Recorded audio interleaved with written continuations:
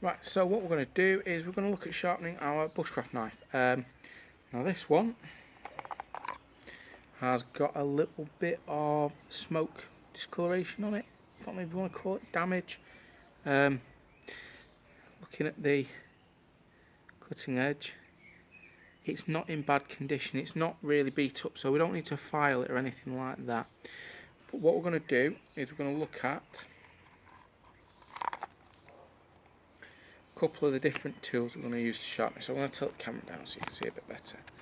So we've got our Waterstone. This is a two-sided Waterstone. It's a 1000 grit on the bottom, a 6000 grit on top.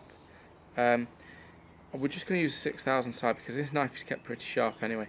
So we're just putting a little bit of an edge back on it. Just grab it out. But we might need it. So got our Gariflex blocks. This one's actually says on the side of them what the ratings are. Now this one is fine. So this is 240 grit. A coarse one is 36, or an extra coarse is 36 grit. We don't want to drop that on there. We've got our Nagora stone. Right. This is for realigning our Waterstone after we've done our sharpening.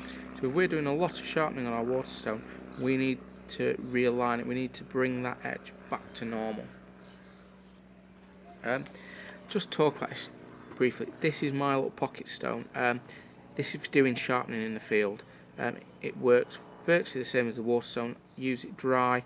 It's got a ceramic side and a diamond side. So it's the diamond side, the goldy bit on the back, ceramic side on the front. When I'm teaching, I have big ones of these because Waterstones are a pain in the backside when you're in the middle of a wood, wetting them and drying them. It's hard work. But the Waterstone does give you a slightly better finish than this, but this still gives you a really good finish that works in the field. Then we've got our oiling cloth and our oil. And we've got our cleaning cloth. And then we've got our stropping board and our stropping compound, which comes in a big cube. Stropping boards, I would recommend those over a flexible strop because you are on a fixed edge. You're not doing something where you've got potential movement that can cause you to get a wave in your blade. And then finally, we've got our piece of paper. When you're testing the sharpness of knives, please don't do it along your arm, shaving hairs off. One, because you end up with stripy arms then. You end up with big stripes down your arm where you're missing hair. And two, people copy you and then they try and cut their own arm off. So it's not a very clever idea. So to start with, what we're going to do is we've just inspected the blade. So we're just going to give it a quick wipe with our cleaning cloth, which has actually got rid of a lot of that smoke damage.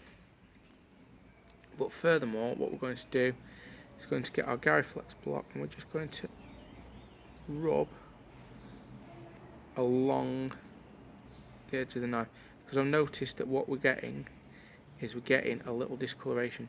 Now with this, please don't do that because you'll shave your Gariflex block. Just rub it, if necessary, rub off the blade rather than onto it. So that's just got rid of a little bit of discoloration. It was only minor, but it has actually brought it off. It has cleaned the blade up. And then what we do is we place our blade onto our sharpening block, and then we tip it so the grind makes contact. So looking at our blade, it's very, very fine, but you've got the normal cutting edge. Sorry, you've got the normal edge of the blade, then you've got the grind, the bit that cuts. Now, this is a single Scandi grind, or Scandinavian grind. You can get double grinds, you get different sorts of grinds. So what we do is, again, we place the edge of the blade on, tip it so that the grind touches, and then basically we've got these back two fingers. They're just on the back of the blade, they're not on the cutting edge, they're just on the back, just to support. And what we do is very gently push along and just tip at the end, and push along and tip at the end, and push along and tip at the end. Now, what we're doing is we're removing metal from this knife edge. If we do this with a power tool, we cause damage. We're attacking the blade in effect. We generate heat in the blade whether we're using a power tool or hand tools, but with hand tools, because we're doing it at such a low speed, by comparison, we generate less heat. Heat changes the composition of the metal. If we're in a forge, we have the ability to heat and cool metal in a controlled way. When we're out in the field, we don't. So using an angle grinder to heat metal up is not a good idea. When you get that bluey or blue and brown tint in the metal, that's actually changing the composition of metal. It's not good. So what we do is we just push along and tip at the end, and push along and tip at the end.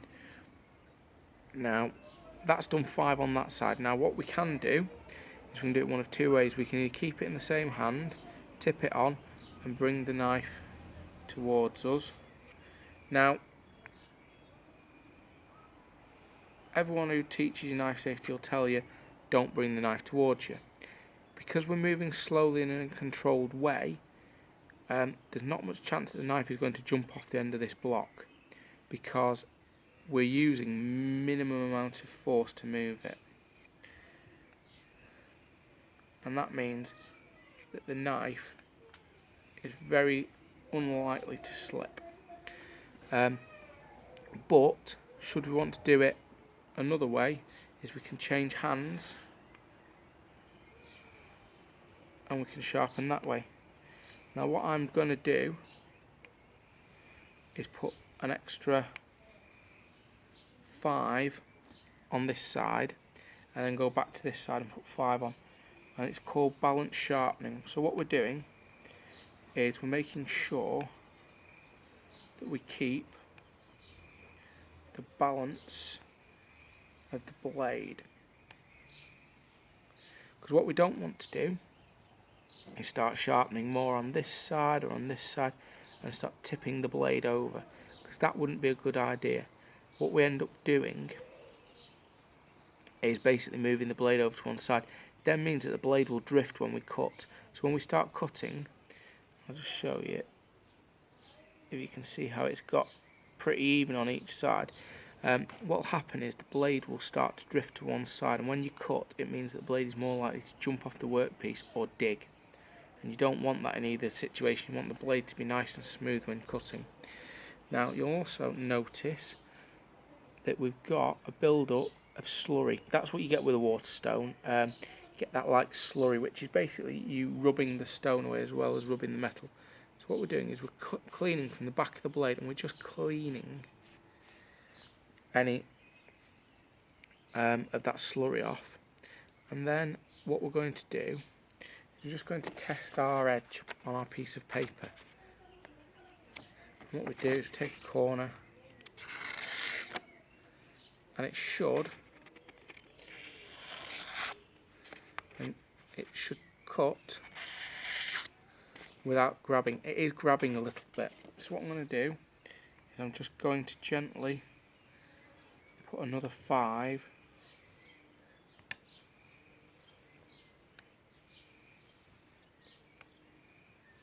on each side.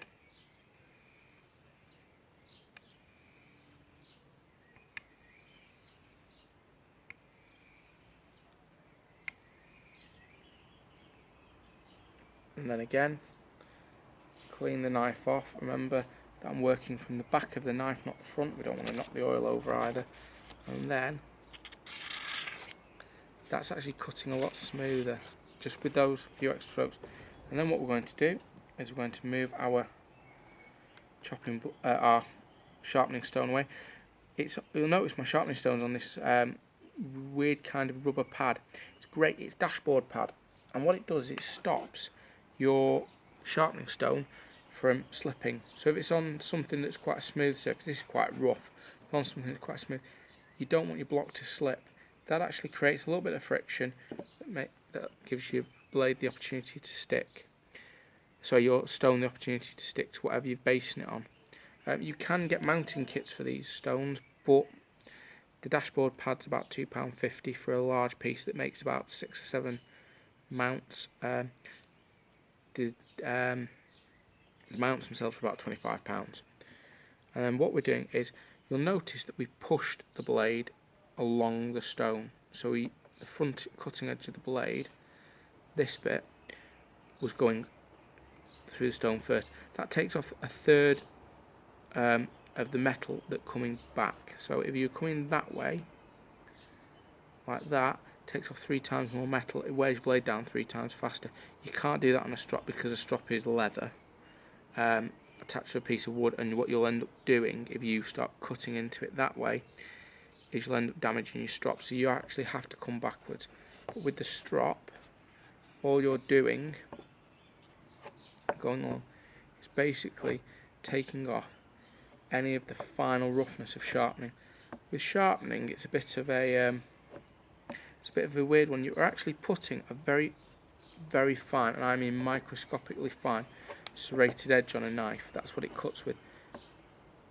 And this strop, what it does is it just brings it down even finer. We're talking ridiculously fine.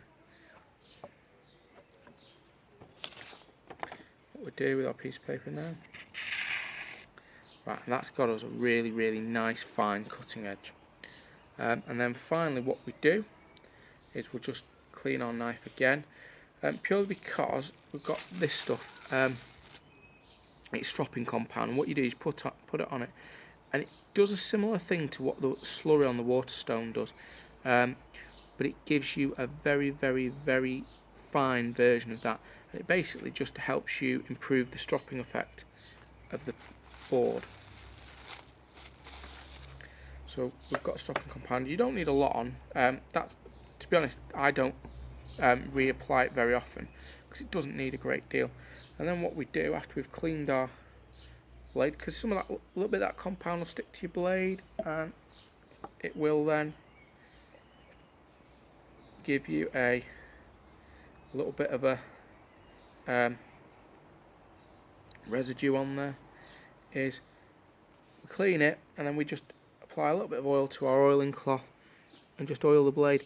This is a carbon steel blade. Don't know if you can see it there. Carbon steel. No, it doesn't focus very well. It's a carbon steel blade, so it will rust if it's just left as bare metal. It's got a protective coating on it, but that wears away over time. So what the best thing to do is just put a little bit of oil on before it goes back in its sheath, and that will then protect it until its next usage. Right, then what we have to do before we finish is best thing to do is just rinse off that slurry off your Waterstone. So we've got it back to fairly clean, but you can see how we've got those silvery traces on it. Now that is metal residue inside the stone. So what we do is we just rub back and two with our Nagora stone. And as well as cleaning the metal residue out of our Waterstone, see, so we take our cleaning cloth, wipe it clean. It also makes sure that it's flat, because we will wear our stone to an uneven point.